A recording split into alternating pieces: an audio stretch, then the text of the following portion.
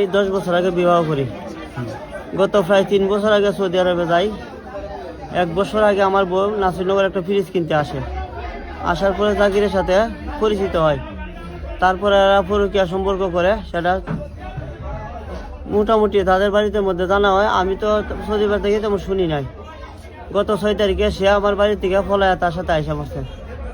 আমি তার বড় ভাই আলতাফের কাছে বললাম, ভাই আপনার 2টা ফায়া ধরি ফোন কইরা আপনার বাইরে 3টা বাচ্চা আছে, আমার 3টা বাচ্চা আছে, এটা শেষ করে আমার বোর্ডারে ফেরত দিয়ে দিলাম। হ্যাঁ, আমার উল্টা গালাগালি করছে। এই সেই কেরা আয় পরে এই সেই পরে আমি সবার কাছে বিচার টিচার দিলাম, হের কাছেও কইলাম, সবার কাছে বিচার, কিন্তু কেউ এটা মানে না। তারপরে হের বাড়িতে পাঠাইলাম, আয় আমার বোরে হের বাড়িতে পাইছি 11 তারিখে 12 তারিখে। পাওয়ার পরে হেরা একজনের লেগে মইরা যাবো গা।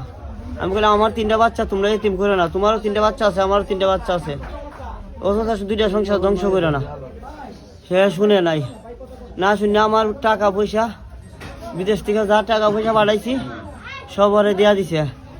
বাড়িতে টান সম্মতির টাকা আছে প্রায় 3-4 লাখ টাকা, ওইখান থেকে নিয়ে আসে বলছে সব টাকা। 2টা কিস্তি উঠাইছে, 2টা কিস্তির টাকা নিয়ে আসে, প্রমাণ আছে, এসএস সম্মতি আর ব্রাক, ওরাও মামলা করতেছে ওর নামে। তারপরে আমি বাড়িতে বাচ্চাদের ফাইল চাইতে পারি না, এই যে কষ্ট আমি জাকিরে খুব দিছি দাউন নিয়ে আয়া। এই হলো আমার বক্তব্য। আর পাশি হোক জীবনে যাতে কেউ পরকীয়া না করে, এই ঘটনা গড়াইছি আমি একমাত্র। যারা পরকীয়া করে তাদের খান যাতে খারাপ, পরকীয়া কত বড় ধ্বংস করে সংসার, এই কারণে আমি এটা করছি। ভাবি আর আমার একটা ভাতিজি, মানে জাকিরের মামানে আর জাকিরের মান্ত বোন, ওরা যাইতাছে আপনাদের বাড়ির দিকে, মানে আমাদের বাড়িতে যাবে, মানে আর ওনার মামার বাসা যাবে।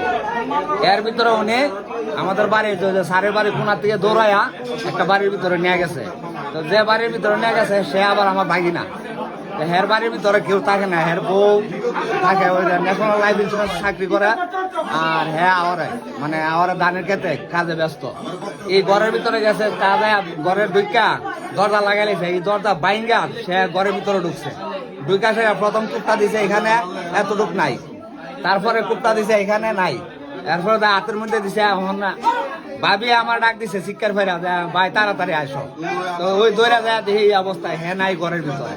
তো জাকিরে ধরতে যায়, হেরে ধরতে যায় যে জাকিরের অবস্থা খারাপ, জাকিরে হাতটা লড়াইতে পারে না। জাকিরে শিক্ষার ফেরা করতেছে, কাহা তাড়াতাড়ি আমার বাইরে ফোন দাও, আমি শেষ, আমি মরে গেছি গা। এই কথা তখন বলছে, তারপরে আমি জাকিরে ধরছি, ওনার পিছিয়ে আর দৌড় দিছি না। ওনার পিছিয়ে দৌড় না দিয়া ওই জাকিরে দৌড়া লইয়া হাসপাতালে গেছি। হাসপাতালে যায় বানবুন কইলা দেখি অবস্থা এই ঘটনা। এর ভিতরে মহিলা ওনার জাকিরের মা, মানে জাকিরের মামলাটা হচ্ছে ওনার পরিবার নিয়ে, ওনার পরিবারের সাথে জাকিরের সাথে বলে একটা রিলেশনশিপ ছিল। তো এই রিলেশনশিপে উনি তো আবার মামলাও করছে। তো মামলা চলতেছে, মামলা রায় না উনি পাইব।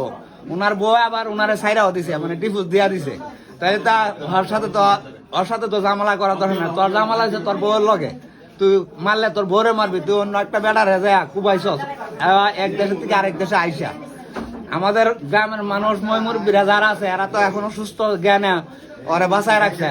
ওরে উচিত ওরে এই মুহূর্তে জনগণের হাতে তুলে দেওয়া। এমন মোহাম্মদ হাবিবুল্লাহ খান আমার সম্পর্কে পাড়াপড়শি হিসাবে বাতিজা হয়।